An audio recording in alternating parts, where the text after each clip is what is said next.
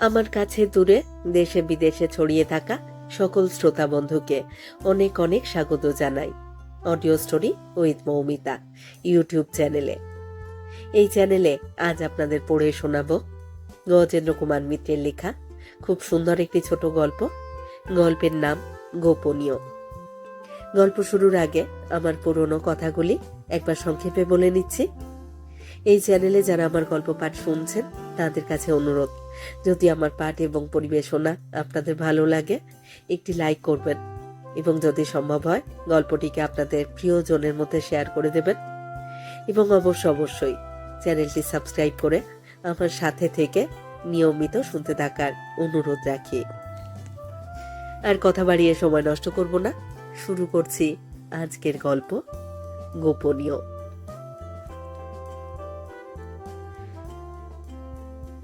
বিয়েটা চেনাশুনোর ভিতর বটে, তবে জানাশুনোর নয়। অর্থাৎ লাভ বা রোম্যান্স কিছুই ছিল না এর ভিতর। নিতান্তই বন্দোবস্তর বিয়ে। পাত্র হিসেবে অসীম মোটেই খারাপ নয়, এমনকি শুনতে তো বেশ লোভনীয়ই। বিকম পাস, সরকারি চাকরি করছে, স্বভাব চরিত্র খুবই ভালো, স্বাস্থ্য মন্দ নয়, উজ্জ্বল শ্যামবর্ণ, দোহারা মাঝারি ধরনের চেহারা। শত্রুতা না থাকলে এরকম চেহারাকে আমরা সুশ্রী বলি। বাড়ি নেই, তা কটা লোকেরই বা শহরে বাড়ি থাকে। দেশে ভাঙাচোরা একটা নিশ্চয়ই পাওয়া যাবে তেমন খোঁজ করলে। তবু অসীমের এখন বিয়ে করা উচিত ছিল না। বিয়ে করার অবস্থা ওর নয়। বিকম পড়তে পড়তে চাকরির পরীক্ষা দিয়েছিল, কাজেই আপার ডিভিশন চাকরি ওর নয়। পরে আরো নানান ঝঞ্ঝাটে আপার ডিভিশন চাকরির পরীক্ষা দেওয়াও হয়নি। সব রকম ভাতা নিয়েও সে 150-র কিছু কম মাইনে পায় এখনো পর্যন্ত। তাতে সংসার চলবার কথা নয়, চলেও না। দুটো টিউশনই করতে হয়। তার ফলে এই অফিসে একমাত্র যে উন্নতির পথটা খোলা আছে, সেই SAS পরীক্ষাটা দেওয়ার সম্ভাবনা পর্যন্ত খুঁজে পাওয়া যায় না। পরীক্ষা দিতে গেলে পড়াশুনো করতে হবে, সে সময় কই। সকালে বাজার আছে, একটা টিউশনই আছে, অফিস ফেরত বাড়ি এসে হাত মুখ ধুয়ে চা খেতে খেতে আর একটা টিউশনের সময় হয়ে যায়। তারপর রাত 9টার পর বাড়ি এসে আর উদ্যম থাকে না। অতএব সুদূর ভবিষ্যতে যত দূর দৃষ্টি যায়, স্বাচ্ছন্দ্য ও স্বচ্ছন্দতার কোনো চিহ্ন কোথাও নেই। তবু বিয়ে করতে হলো, কারণ তা নইলে বোন বকুলের বিয়ে হয় না। 21 বছরের বকুল, পড়াশুনো হয়নি, সঙ্গতিও ছিল না। তাছাড়া লেখাপড়া বোধ হয় হতো না মেয়েটার। একটু বোকা বোকা ধরনের ছিল বরাবরই। দেখতেও সুশ্রী নয়।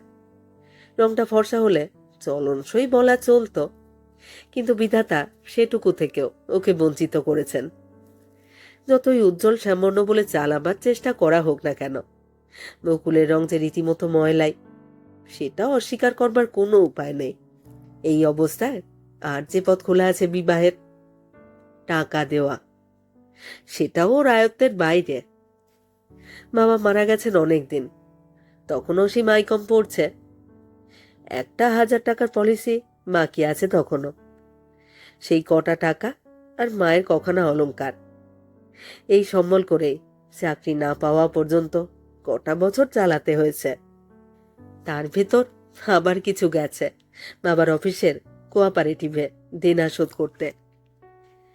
তখনকার দিনে সরকারি অফিসে পেনশন ছাড়া কিছুই ছিল না। কাজেই চাকরি করতে করতে মারা গেলে পাওনা হতো না কিছুই। তাছাড়া শুধু বোন বকুলি তো আর একমাত্র নয়। মা আছেন, ছোট ভাই মিন্টু আছে, তার লেখাপড়া আছে। তবু তো সমীরটা মারা গেল বাবা মরবার পরই, নইলে যে কি হতো ভাবাই যায় না। সুতরাং বকুলের বিয়ে হবার কোনো আশাই ছিল না কোথাও। এমন সময় এই যোগাযোগ হলো। সন্তোষবাবু ওদের অফিসেই কাজ করেন, অবস্থা দুজনেরই প্রায় এক। তিনি একদিন প্রস্তাব করলেন তার বোন বিদ্যুতের সঙ্গে অসীমের বিবাহের। অসীম সেদিন একচোট খুব হেসেছিল, এত হেসেছিল যে সন্তোষবাবু একটু অপ্রতিভই হয়ে পড়েছিলেন। বাড়ি এসেও বেশ কৌতুকের সঙ্গে খবরটা দিয়েছিল অসীম মার কাছে।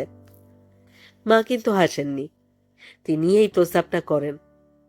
বেশ তো, তোর বন্ধু যদি তোর বোনকে বিয়ে করে তো তুই কর না তার বোনকে। আমি এখন বিয়ে করব মা? কি বলো তুমি? বিয়ে তো করতেই হবে বাবা, আজ হোক আর কাল হোক। বোনটা যদি সেই ফাঁকে পার হয়ে যায়, দেখ না, জিতবি তুই। সেবার পুজোর পর ওরা সবাই এসেছিল, বিদ্যুৎকে আমি দেখেছি, বকুলের চেয়ে ঢের ভরসা। তা হোক মা, এই আয় এখন আমার, জড়িয়ে পড়বো আবার। মা কিন্তু সেসব কথা কানে তোলেননি, বলেছিলেন, এখন যদি ধার করে বোনের বিয়ে দিতে হয় তো জড়িয়ে পড়বি না? কতদিন লাগবে সেদিন আর শোধ করতে? না না, তুই উড়িয়ে দিসনি বাবা, উড়িয়ে দিসনি কথাটা। আচ্ছা, আমি দেখছি। তারপর কোথা দিয়ে যে কি হয়ে গেল ভালো করে মনেও পড়ে না অসীমের। একদিন একই লগ্নে সন্তোষের সঙ্গে বকুলের এবং বিদ্যুতের সঙ্গে নিজের বিয়ে হয়ে গেল। কোনো পক্ষই কোনো তত্ত্বদাবাস করেনি। মেয়েকে দিয়েছেন হার আর চৌড়ি, জামাইকে আংটি আর জোড়, এই মোট খরচ। খাওয়া দাওয়ার আয়োজনও ছিল সামান্য, খুব মোটা দেনা করতে হয়নি কোনো পক্ষকেই। এই একটিমাত্র সান্ত্বনা ছিল সেদিন। অবশ্য অসীমের আরও একটা সান্ত্বনা ছিল, সেটা সন্তোষের ছিল কিনা সে জানে না। বিদ্যুৎকে পেয়ে সে খুশি হয়েছিল। শুধু যে দেখতে সুশ্রী তাই নয়, স্বভাবটাও ভারী মিষ্টি ওর। সংসারে অশান্তি ছিল না, শাশুড়ি দেওরকে মানিয়ে নিয়েছিল। ওর মা লোক খারাপ নন, কিন্তু শাশুড়ি মাত্রাই বধূদের সম্বন্ধে একটু বিদ্বিষ্ট হন, সেটুকু অসীমের মারও ছিল। তবে বিদ্যুৎ সেটা গায়ে মাখত না, অথবা তা নিয়ে অসীমের জীবন দুর্বহ করে তুলত না। তার ফলে মোটের উপর ওর সংসার একটা শান্ত পরিবেশ রচনা করে রাখত ওর কর্মব্যস্ত জীবনের চারপাশে। এরপর 2-3 বছর কেটে গেছে, আয় বাড়েনি, ব্যয় বেড়েছে। মিন্টুর এবার ক্লাস 10 হলো, তার রকমারি খরচ, 2 দিন পরে পরীক্ষা। তবু ভালো যে ওদের ছেলেপুলে হয়নি এর ভেতর। একটা ছেলে হয়েছিল, কিন্তু বাঁচেনি। বাঁচলে আরো বহু খরচের প্যাঁচে পড়তে হতো। ওই সময়টায় বিদ্যুতের শরীরটা একটু বিগড়েছিল বটে, তবে সেটা ভয়াবহ রকমের কিছু হয়নি, অল্পেই সামনে নিয়েছিল। দিন চলে যায় ওদের ঠিকই, কিন্তু কোনো মতে শুধু দিনই চলে, আর সেইটুকু চালাতে প্রাণান্তকর। দিনরাত্রি অসংখ্য সমস্যা, সমস্যার শেষ নেই। দিনরাতের প্রতিটি মুহূর্তেই চলেছে যেন অবিশ্রাম সংগ্রাম। জীবনের চারিদিক ঘিরে শুধু প্রয়োজনের বেড়া, সেই বেড়া ডিঙিয়ে কোনো শখ শৌখিনতায় পৌঁছানো সম্ভব নয়। শখ শৌখিনতা যেন ওদের জন্য নয়। তার ভাগ্য নিয়ে জন্মেছে অপর লোকে, তারা সে আশাও রাখে না। তবু একদিন এইটাই পীড়া দেয় ওদের দুজনকেই। অসীম ভাবে, তার এমন স্ত্রী, গর্ব করবার মতন স্ত্রী, শিবারতা, শান্ত, মধুর, প্রেমময় স্ত্রী তার, সুশ্রী এবং অনুরাগীও। এর চেয়ে অনেক নিরেশ ও নিকৃষ্ট স্ত্রী নিয়ে বন্ধু বান্ধবরা কত আদিক্ষেতাই করে, তা সে প্রতিদিনই নিজে চোখে দেখেছে। অথচ সে পারে না বিদ্যুতের কোনো স্বাদ আহ্লাদ মেটাতে। গয়না বা দামি শাড়ি তো তাদের কাছে সূর্যের মতোই সুদূর। সামান্য একদিন সিনেমায় নিয়ে যাওয়াও তার পক্ষে সম্ভব হয় না। বিয়ের ঠিক পরেই একদিন সন্তোষ ওদের 4জনকে নিয়ে কি একটা বাংলা ছবি দেখাতে নিয়ে গিয়েছিল। সেই শেষ। এই গত বছরে আর একদিনও হয়ে ওঠেনি। সামান্য খরচা, তা ঠিক, তবু ওই 2 টাকাও খরচ করা সম্ভব নয় যে। তাছাড়া মা আছেন, ভাই আছে, যেতে গেলে তাদেরও একদিন নিয়ে যেতে হয় অথবা পাঠাতে হয়। সেই ক্ষমতা ওর নেই। কোনো মাসে শেষের দিকে ওদের হাতে 2 টাকা বাড়তি থাকে না। শেষ কটা দিন কাটে অবিরত দেনা করে। এমনকি পয়লা তারিখে ট্রাম ভাড়া 3 পয়সা আর রেভিনিউ 1 আনা, এ জোগাড় হয় না কিছুতেই। হেঁটে অফিস যেতে হয়, অথবা যেদিন দেরি হয়ে যায় সেদিন ট্রামে গিয়ে রেভিনিউ টিকিটের পয়সাটা অপর কোনো সহকর্মীর কাছ থেকে ধার করতে হয়। তবু এর ভেতরও কিছু বাড়তি দেনা স্থায়ীভাবে থেকে যায়। সংসার খরচের মাপা টাকা একটু এদিক ওদিক হলেই দেনা করতে হয়। সে দেনা ওই মাপা টাকা থেকে শোধ করা যায় না। বিদ্যুতের ছেলে হওয়ার সময় যে দেনা হয়েছিল সেটা আর 5টা খুচরো দেনার সঙ্গে বেশ একটা চিন্তা করবার মতো অঙ্কে দাঁড়িয়েছে। কি করে যে শোধ হবে অসীম তা কল্পনাও করতে পারে না। হয়তো সুদূর ভবিষ্যতে কোনো দৈবাত কোনো মোটা মাইনে টিউশনি না পেলে বিদ্যুতের ওই সামান্য কটা অলংকার থেকে হয়তো একটা কিছু বিক্রি করতে হবে। বিদ্যুৎ কিছুই বলে না। তার দাদা সন্তোষের সংসারে ঠিক এত অভাব নেই। তবুও এখানকার অবস্থাটা সহজেই বুঝতে পেরেছে সে। বুঝেছে বলেই কোনোদিন সামান্য আকারে ইঙ্গিতেও নিজের কোনো বিলাস বাসনা জানায় না। মাহুলের মধ্যে একটা করে সস্তা স্নো আর অ্যাক্টিন পাউডার মধ্যে মধ্যে নিজেই এনে দেয় অসীম। সেটাকে যতটা সম্ভব দীর্ঘস্থায়ী করে বিদ্যুৎ। তারপরও অক্ষয় তো নয়, ফুরিয়ে যায় একদিন। আর যখন ফুরিয়ে যায় চুপ করেই থাকে। অসীমের মনে না পড়লে মনে করিয়ে দেয় না। কিন্তু অসীম নির্বোধ নয়। মেয়েদের মনের মোটামুটি খবর সে রাখে। সে বোঝে যে উপরতলার ফ্ল্যাটের গীতা যখন এসে সবিস্তারে পূর্ব সন্ধ্যায় দেখা চলচ্চিত্রের কাহিনী শোনাতে বসে, তখন মধ্যে মধ্যে বিদ্যুতের মুখটা কেমন যেন একরকম হয়ে যায়। আর সে ছোট্ট একটি নিঃশ্বাস দমন করে। গীতার স্বামী কি একটা কারখানায় কাজ করে, আয় পেশি। তার উপর সংসার খুবই ছোট, স্বামী আর স্ত্রী। সুতরাং গীতাদের অবস্থা ওদের চেয়ে অনেক বেশি সচ্ছল। বায়োস্কোপ দেখা গীতার জীবনের সবচেয়ে বড় নেশা। সপ্তাহে অন্তত 4 দিন তার যাওয়া চাই। 7 দিন দেখলেও আপত্তি নেই। ফিল্ম দেখা আর তারপরের দিন দুপুরে অপর ভাড়াটের কাছে ভালো করে সেই ফিল্মের গল্প করা ওর কাছে সবচেয়ে প্রীতিপ্রদ কাজ। বিশেষ করে বিদ্যুৎ দেখতে যেতে পারে না, সেই জন্যেই বোধহয় বিদ্যুৎ ছিল ওর সবচেয়ে বড় শিকার। অসীম এসবই লক্ষ্য করে এবং দুঃখিত হয়। বিদ্যুৎকে একটু কোথাও নিয়ে যাওয়া, সিনেমা কি থিয়েটার, কিংবা নৌকা বা স্টিমারে করে কোথাও বেড়াতে নিয়ে যাওয়া, এ ওর শুধু খুশি হওয়ার কথা নয়, এ ওর কর্তব্য। এই অন্ধকূপ গলির ভেতর, এই বহু পুরাতন বাড়ির কটি দেওয়ালের ভিতর দিন এবং রাত আবর্তিত হচ্ছে বেচারির। সেই একঘেয়ে কুটনো কোটা, বাটনা বাটা, বিছানা করা, সাবান কাচার ভেতর দিয়ে। এই ভাবতেই যেন মনের ভেতরটা বেদনায় টনটন করে ওঠে অসীমের। অথচ কি বা সে করতে পারে দীর্ঘ নিঃশ্বাস ফেলা ছাড়া? কখনো কোনো মাসেই যত চেষ্টাই করুক না কেন কিছু উদ্বৃত্ত থাকে না। প্রাণপণে অপর কোনো ব্যয় সংকোচ করলে দেখে অভাবনীয় অন্য কোনো খরচ হঠাৎ দেখা দিয়ে সেটা ঠিক সমান করে দিয়েছে। বিদ্যুতের তার চেয়ে ভালো স্বামী পাওয়া উচিত ছিল। উচিত ছিল আরো ভালো অবস্থার ঘরে পড়া। আশ্চর্য, এই বিদ্যুৎও ঠিক একই ধরনের কথা ভাবে। অসীম বেচারার জন্য তার মমতার অন্ত নেই। সে তো চোখেই দেখছে কি অমানসিক পরিশ্রম করছে অসীম। ভোরবেলা উঠে বাজার সেরে ছোটে টিউশনি করতে। বাজার যেতেই হয়, নইলে আর কে যাবে? মিন্টুর পাশের পড়া, তার উপর সে মাছের বাজার চেনে না। সেখান থেকে ফিরে নাইবার খাবার জন্য 15টা মিনিটও সময় থাকে না বেচারির। আবার অফিস থেকে ফিরে এসে একটু আধ ঘন্টা বিশ্রাম করতে না করতেই ছুটতে হয় দ্বিতীয় টিউশনিতে।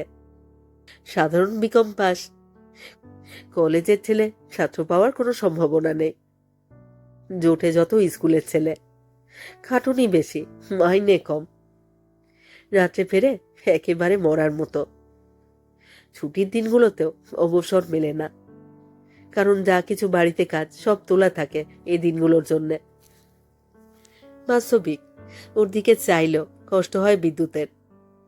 আনন্দ নেই, বৈচিত্র্য নেই, কোনো শখ বা নেশা পর্যন্ত নেই।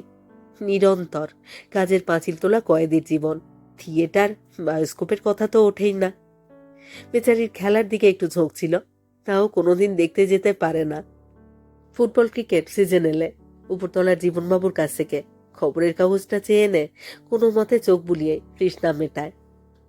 তবু বিদ্যুৎ একদিন বলে, যাও না গো তুমি, যাও না একদিন, একটা খেলা দেখে এসো। মনে করো আমার অসুখ করেছে, ওষুধ লেগেছে 1 টাকার। হ্যাঁ, তুমি যেমন, তোমাকে একদিন কোথাও নিয়ে যেতে পারি না, আমি যাব খেলা দেখতে? উড়িয়ে দেয় কথাটা অসীম। বিদ্যুৎ ম্লান মুখে চুপ করে থাকে। স্বামী যে তারই কথা চিন্তা করে নিজের কোনো স্বাদ আহ্লাদ মেটায় না, এই কথা যত ভাবে সে, ততই তার মন আরো বেশি খারাপ হয়ে যায় স্বামীর জন্য। যে অদৃশ্য শক্তির আমরা নাম দিয়েছি বিধাতা, তার যেন নিরীহ ভালো মানুষদের জীবন নিয়ে খেলা করায় বড় আনন্দ। অসীম আর বিদ্যুতের জীবন নিয়েও এমনই এক বিচিত্র খেলা খেললেন। মুকুলের অসুখের খবর পেয়ে অসীমের মা মিন্টুকে নিয়ে চলে গেছেন। এখানে আছে বিদ্যুৎ একা। সেদিন দুপুরবেলা হঠাৎ গীতা ছুটে এলো। ও ভাই বিদ্যুৎ, একটা কাজ করবি? এই পাশের ভৈরবীতেই একটা ভালো ছবি এসেছে রে। আজ আর কাল মোটে 2 দিন থাকবে। চল না, চুপি চুপি দেখে আসি। চল। সিনেমা যাওয়া একা? বিদ্যুতের চোখের সামনে বিদ্যুৎ গতিতেই ভেসে উঠল অসীমের ক্লান্ত অবসন্ন মুখখানা। না ভাই গীতাদি, মাফ করো। কেন লো, তোর আবার কি হলো? খুব ভালো ছবি। পুরনো ছবি বড় একটা দেয় না, 2 দিনের জন্য দিয়েছে। আমার তখন দেখা হয়নি। চ চ, আজ তোর মজা। বাড়িতে তো কেউ নেই, শাশুড়ি থাকলে তো আর যাওয়াই হতো না। চ, চাবি দিয়ে চুপি চুপি দেখে আসি গিয়ে। কর্তারা তো 6টার আগে কেউ ফিরবে না, তার অনেক আগে আমরা পৌঁছে যাবো। কোনো 2:30টায় শুরু, বড় জোর 5টা হবে ভাঙতে। না ভাই গীতাদি, ও লুকিয়ে টুকিয়ে যাওয়া আমার ভালো লাগে না। আর তোমার দরকার কি? জামাইবাবুর সঙ্গে রাত্রে শোতেও তো যেতে পারবে। না, সে হবে না। এই 2 দিনই ওকে রাত্রে বেরোতে হবে। আবার কি একটা নতুন মেশিন বসছে, রাত্রে কাজ হবে রে। সেটা ওকেই বুঝে নিতে হবে কি না। 7টায় যাবে, ফিরতে সেই রাত 10টা-11টা। তুই চ না ভাই। যতটা সাধ্য বিদ্যুৎ যুদ্ধ করলে বিবেকের সঙ্গে আর গীতার সঙ্গে। লোভ ও বলবান, এমন সুযোগ সত্যি আর কখনো হবে কিনা সন্দেহ। নিজের 1 পয়সা খরচ নেই, শাশুড়ি দেওয়ার থাকলে যাওয়া হবে না কোনোদিনই, অন্তত এভাবে। অবশেষে লোভেরই জয়। কোনো মতে শাড়িটা পাল্টে মুখে লঘু হস্তে একটু পাউডার বুলিয়ে নিয়ে দরজায় তালা লাগিয়ে বেরিয়ে পড়ল গীতার সঙ্গে। গীতা খুব পোক্ত এসব ব্যাপারে। পাড়ার সিনেমা 2 মিনিটের পথ, হেঁটেই পেরিয়ে এলো ওরা। গীতা সাধারণত যে টিকিটে দেখে তার চেয়ে আজ একটু বেশি দামের টিকিট কাটলে। প্রথম তো বিদ্যুৎকে নিজের ঐশ্বর্য দেখাবার লোক, দ্বিতীয়ত ভিড়ও আজ বেশি, কম দামের ভালো সিট আর ছিল না। হলের ভিতর গিয়ে বসেও বিদ্যুতের মনটা অনেকক্ষণ ধরে খচখচ করছিল। কিন্তু ছবি আরম্ভ হবার পরে নাটকীয় ঘটনায়, ঘাত প্রতিঘাতে, আনন্দে, উত্তেজনায়, বহুদিনের প্রায় ভুলে যাওয়া অনুভূতিতে বেচারি অসীমের মুখের ছাপটা স্মৃতিপট থেকে অন্তত কিছুক্ষণের জন্য মিলিয়ে বিলুপ্ত হয়ে গেল। অসীমের অফিসও সেদিন একটা উপলক্ষে সকাল করে ছুটি হয়ে গেল। নতুন বড় সাহেব এসে কর্মভার বুঝে নিয়েছেন। এই উপলক্ষে 1-2 আগে অফিস বন্ধ হয়ে গেল। খুশি হলো সবাই, যদিও সরকারি অফিসে ছুটির অভাব নেই। স্বাধীনতা পাওয়ার পর থেকে আসা যাওয়ার কোনো কড়াকড়ি নেই। তবু হঠাৎ একটা ছুটি কুড়িয়ে পেলে কে না খুশি হয়। মন্থর গতিতে কাগজপত্র গুছিয়ে রাখতে রাখতে সুকুমার প্রস্তাব করলে, চলো অসীম, আজ একটু খেলা দেখি কে। ভালো খেলা আছে, মোহনবাগান ইস্ট বেঙ্গল। ভুল শুনছে নাকি? অসীমের বুকটা ধড়াস ধড়াস করছে। সে বোকার মতো তাকিয়ে থাকে। কি হলো রে, অমন হা করে চেয়ে আছিস কেন? কি বললি? তোর কথাটা ভালো করে বল। আনন্দে কালা হয়ে গেলে নাকি? খেলার কথা বলছি, খেলা দেখে আসি গে। চকিতে নলিন বসনা, নিয়ত কর্মরতা স্ত্রীর ছবিটা মনের পর্দায় ভেসে আবার মিলিয়ে যায়। বেচারি বিদ্যুৎ, জীবনে এতটুকু বৈচিত্র্য নেই, অহংকার নেই। সে তেমনি সেই চারখানা দেওয়ালের ভিতর আটকে থাকবে আর অসীম যাবে ভর্তি করতে? না না, সেটা উচিত হবে না। না ভাই, তোরা যা, আমি যাব না, শরীরটা ভালো নেই। ন্যাকামি করিসনি অসীম, শরীরে তোমার কিছু হয়নি। না ভাই, তাছাড়া পয়সা করিরও বড় টানাটানি। আচ্ছা আচ্ছা, আমি তো টিকিট দেব। সুকুমার এখনো বিয়ে করেনি, তার দিলটা ও হাতটা দুই এখনো দরাজ আছে। না না, থাকবে, কি বা হবে। অন্যান্য বন্ধু বান্ধবরাও চেপে ধরে, এক সেকশনে পাশাপাশি বসে কাজ করে। সবাই যাবে আর অসীম যাবে না, এটা কারোরই ভালো লাগে না। একত্রে হই হই করতে হবে, বাহবা ও গাল দিতে হবে চেঁচিয়ে, দলে ভারী থাকা চাই বই কি। কি হয়েছে অসীম, চ না, আমরা এত করে বলছি, তোর একটু লজ্জা হচ্ছে না না বলতে? চ চ চ। তারা একরকম টেনে নিয়েই চলল ওকে। কতকটা ইচ্ছায় এবং কতকটা ইচ্ছার বিরুদ্ধে চলল অসীম। অভিভূতের মতো এগিয়ে চলল ওদের সঙ্গে। আহ, কতকাল পরে খেলার মাঠে এসেছে সে। মাঠের গন্ধ, এই গ্যালারি, চারিদিকের জনতা, অশ্লীল কথাবার্তা, গালিগালাজ, সবই যেন ওর প্রিয়, অত্যন্ত পরিচিত। বহুদিন অদর্শনের পর প্রিয়জনের গায়ের গন্ধে যেমন শরীরে রোমাঞ্চ হয়, খেলার মাঠের অতি পরিচিত পরিবেশ ও গন্ধে অসীমের শরীরে তেমনই রোমাঞ্চ হলো। তারপরের 1 ঘন্টা কেটে গেল যেন একটা আনন্দ আর স্বপ্নের মধ্যে দিয়ে। কেমন যেন নেশার ঘরে বসে রইল সে। চারিদিকেই উত্তেজনা, হাততালি, গালাগালি। খেলার সঙ্গে সঙ্গে সমস্ত সত্তা দিয়ে যেন সে এগুলোকে উপভোগ করেছে। সবটা জড়িয়ে এই পরিবেশটাই যেন নেশার মতো পেয়ে বসেছে অসীমকে। এত আনন্দ যেন ইদানিং ওর কল্পনারও অতীত হয়ে পড়েছিল। খেলা ভেঙে গেলে যখন বেরিয়ে এলো, তখনও ঠিক বিশ্বাস হচ্ছিল না ওর যে সত্যই ওর এত বড় সৌভাগ্য হয়েছিল কিনা। অকস্মাৎ মাঠ থেকে বেরিয়ে এসে সে বলে বসল, দাঁড়া, তোদের চানাচুর খাওয়াই। 1 আনা করে প্যাকেট, ওদের দলে 7 জন লোক, 2 প্যাকেট করেই দিলে সে এক একজনকে। নগদ 14 আনা বেরিয়ে গেল। এই 14 আনার ক্ষতিপূরণ করতে 2-3 দিন কিভাবে হাত টেনে ওকে বাজার করতে হবে তা এখন কল্পনাও করা যায় না। কিন্তু সে কথা আপাতত থাক, সে যেন কোন সুদূর ভবিষ্যতের কথা। সুকুমার বললে, কি হলো রে অসীম, তুই তো ঘটি, তবে ইস্ট বেঙ্গল জিতেছে বলে তোর এত আনন্দ হলো?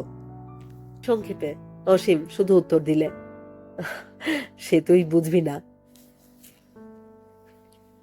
বাড়ির কাছাকাছি আসছে, কিন্তু সে আনন্দ উত্তেজনা কমে গেল। তার বদলে ওকে পীড়া দিতে লাগলো একটা নিদারুণ লজ্জা। মনে হতে লাগলো বিদ্যুৎকে ঠকিয়েছে সে, তার প্রাপ্য থেকে তাকে যেন বঞ্চিত করেছে। ওকে এই নিরবচ্ছিন্ন অভাবের মধ্যে রেখে নিজের এই আনন্দ উপভোগ করাটা কিছুতেই ওর উচিত হয়নি।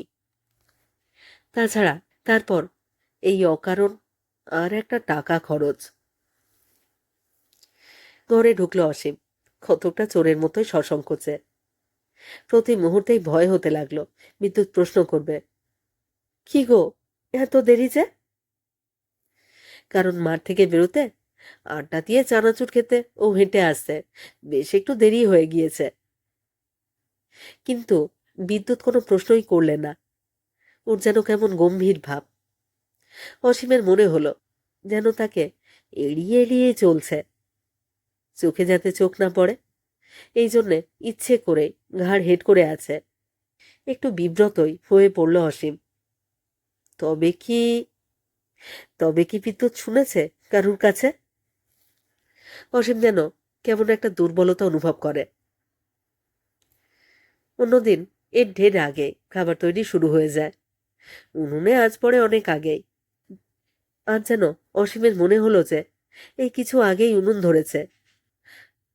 জলখাবারের রুটি আর ভাজা অন্যদিনের মতোই গরম, অথচ অন্যদিন সে জলখাবার খায় এর চেয়ে ঢের আগে। তোমার রান্না শেষ হয়নি এখনো? না, সংক্ষেপে উত্তর দেয় বিদ্যুৎ। কেন? এত দেরি কেন? উনুনটা ধরাতে একটু দেরি হয়েছে। অন্যদিকে তাকিয়ে উত্তর দেয় সে। ওর যে রাগ বা অভিমান হয়েছে তা স্পষ্ট। অসীম অপরাধীর মতো ঘাড় হেট করে যায়। তারপর তেমনই নিঃশব্দে পড়াতে বেরিয়ে যায়। স্বামী স্ত্রীর এমন নির্জন শান্ত আলাপের সুযোগ তাদের জীবনে আসে কদাচিৎ। কিন্তু কোনো পক্ষই যে সে সুযোগ গ্রহণের জন্য উৎসুক তা মনে হলো না। অসীম বেরিয়ে গেলে বিদ্যুৎ রান্নাঘরে এসে চুপ করে বসে রইল খানিকটা। ওর বুকের মধ্যে যেন ধড়াস ধড়াস করছে। অসীমের এমন গম্ভীর চেহারা সে কখনো দেখেনি। ইচ্ছে করে এসে বিদ্যুতের দিকে চাইছে না, সে সম্বন্ধে সন্দেহের কোনো অবকাশ নেই কোথাও। কিন্তু কেন? কেন? তবে কি এরই মধ্যে কেউ তাকে বলে দিয়েছে কোনো কথা? কে বলবে বা? তবে স্বামীর কাছে একটা তুচ্ছ কথা গোপন করতেও এমন অস্বস্তি তা কে জানতো? আরও খানিকটা সময় উনুনের ধারে চুপ করে বসে থেকে বিদ্যুৎ স্থির করলে যে সে খুলেই বলবে অসীমকে কথাটা। রাত্রে দুজনে আহারাদি করলে কতকটা নিঃশব্দেই। ওদের কথার উৎস যেন ফুরিয়ে গেছে, যেন কত কালের মনোমালিন্য চলছে, এমনই দুজনের ভাব। অথচ দুজনেই সহজ হবার চেষ্টা করছে প্রাণপণে। দুজনেই আন্দাজ করবার চেষ্টা করছে নানা কথার ফাঁকে ফাঁকে অপরপক্ষ কতটা জেনেছে। বিছানায় পাশাপাশি শুয়েও অন্যদিনের মতো কথা কইতে পারে না কেউ। অবশেষে একসময় অসহ্য হয় বিদ্যুতেরই। সে হঠাৎ পাশ ফিরে অসীমকে জড়িয়ে ধরে গলার খাঁজটায় মুখ রেখে বলে, হ্যাঁ গো, দেখো, আমি আজ একটা অন্যায় করে ফেলেছি। বলো, রাগ করবে না? মুখ থেকে আড়াই মন বোঝা নেমে যায় অসীমের। সে সস্নেহে ওর মুখটা তোলবার চেষ্টা করে। কি গো, কি এমন অন্যায় করেছ শুনি? গীতার সঙ্গে গীতার সঙ্গে গিয়ে বায়োস্কোপ দেখে এসেছি ভৈরবীতে। কিছুতেই ছাড়লো না। খরচা অবশ্য ওই সব দিয়েছে। ও, এই, তাই আবার অন্যায় কি? ভালোই তো হয়েছে। আমি দেখাতে পারি না, সেজন্য মনে আমার কি দুঃখ থাকে না মনে করো? কেন দুঃখ কিসের? বায়োস্কোপ কি এমন জিনিস যে দেখতেই হবে? বিদ্যুৎ বোঝা হালকা করে যেন চটুল হয়ে ওঠে। গলগল করে গল্প করতে থাকে। কি ছবি দেখেছে, তার নায়ক নায়িকা কেমন, কি বিশ্রী গানগুলো, এই সব গল্প। অস্বস্তি ভোগ করে অসীম একাই। সে শোনে আর ভাবে কথাটা বলবে কিনা। অবশেষে একসময় বলেই ফেলে, দেখো, আমিও আমিও একটা কাজ করেছি, কিন্তু। কি গো, কি কাজ? অফিসে আজ আমাদের সকাল সকাল ছুটি হয়েছিল, ওরা ছাড়লো না, জোর করে ধরে নিয়ে গেল। মাঠে খেলা দেখতে গিয়েছিলুম। যেন কতকটা এক নিঃশ্বাসে বলে ফেলে অসীম। ও হরি, তোমার ভেতরে ভেতরে এত! আর মাঝখান থেকে আমি মনে মনে অপ্রস্তুতের একশেষ হচ্ছি, যেন কতই অন্যায় করে ফেলেছি। না গো, আমি কিছুতেই যেতে রাজি হইনি, কিন্তু ওরা ছাড়লে না যে।